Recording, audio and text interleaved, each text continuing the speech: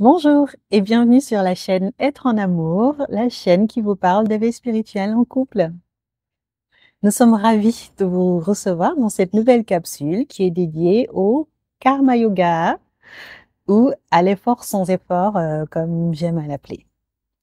Dans la Bhagavad Gita, qui est un des textes fondateurs de l'hindouisme, il est dit « Fais de ton mieux sans te soucier du fruit de tes actions ». On se rend compte en fait que le plus difficile finalement pour nous en tant qu'humains dans notre incarnation, c'est de réaliser une action sans nous soucier du résultat de celui-ci.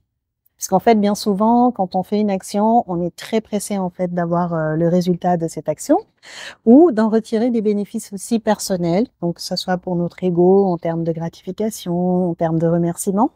Et du coup, ça nous amène à nous focaliser plus sur le résultat que sur le chemin.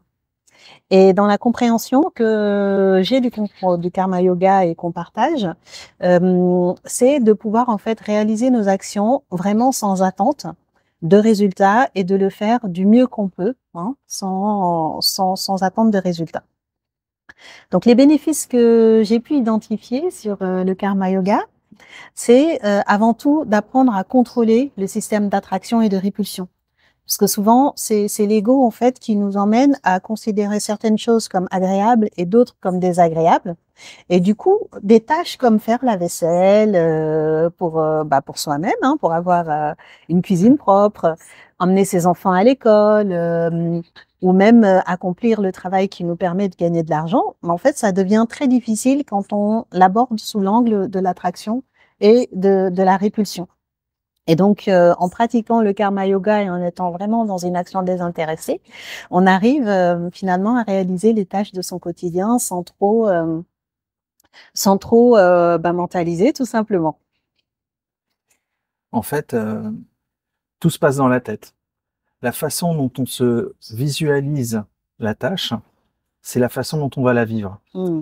Donc déjà, se verbaliser « je dois faire » plutôt que « je choisis de faire » nous met déjà dans une posture de difficulté. Mmh. Et ça commence par là. Quand je dis « je choisis de faire », je peux mettre en relation ce que je fais avec la raison pour laquelle je le fais. Mmh, tout à fait. Je choisis d'amener mes enfants à l'école parce que je veux qu'ils soient bien éduqués. Mmh. Je choisis de ranger ma chambre parce que je veux être dans une chambre agréable. Mmh. La perspective est complètement différente de « je dois ».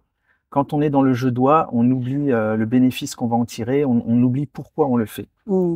Oui. Et à l'inverse, comme tu le dis, quand on n'est que dans la recherche du bénéfice, on en perd toute la saveur du chemin. Mmh.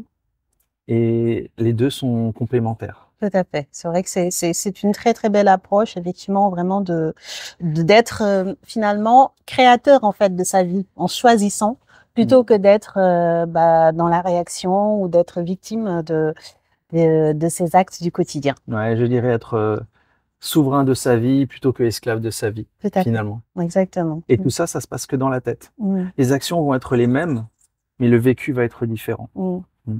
Mmh. Un autre bénéfice que j'ai pu également identifier, c'était, on l'a dit tout à l'heure, vraiment de pas attendre de récompense et finalement d'être pleinement dans le don. Mm. Donc, lorsqu'on n'attend pas de récompense d'une action, on peut pleinement être dans l'altruisme en fait. Donc, lorsque je réalise une action pour quelqu'un, je la fais vraiment avec tout mon cœur, avec tout mon amour et je n'attends rien en retour. Et c'est en ça que le karma yoga, il est formidable parce que du coup, il permet vraiment d'ouvrir plus grand son cœur et de s'élever aussi spirituellement. Et donc, c'est une voie, en fait, qui a été identifiée comme une des 4 voies royales hein, vers l'éveil spirituel. Et ça permet aussi de s'éloigner du regret. Quand on fait sans s'occuper du résultat, Mm.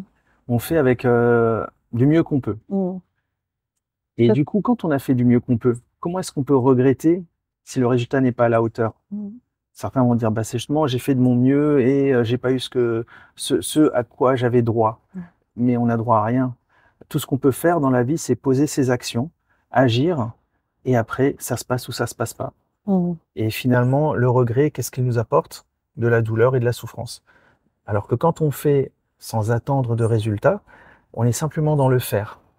Et de toute façon, quand on fait, qu'on se donne à fond, Il y a toujours un Un résultat. résultat, pour, en tout cas, qu'il soit matérialisé ou un résultat dans la réalisation de ce qu'on ressent.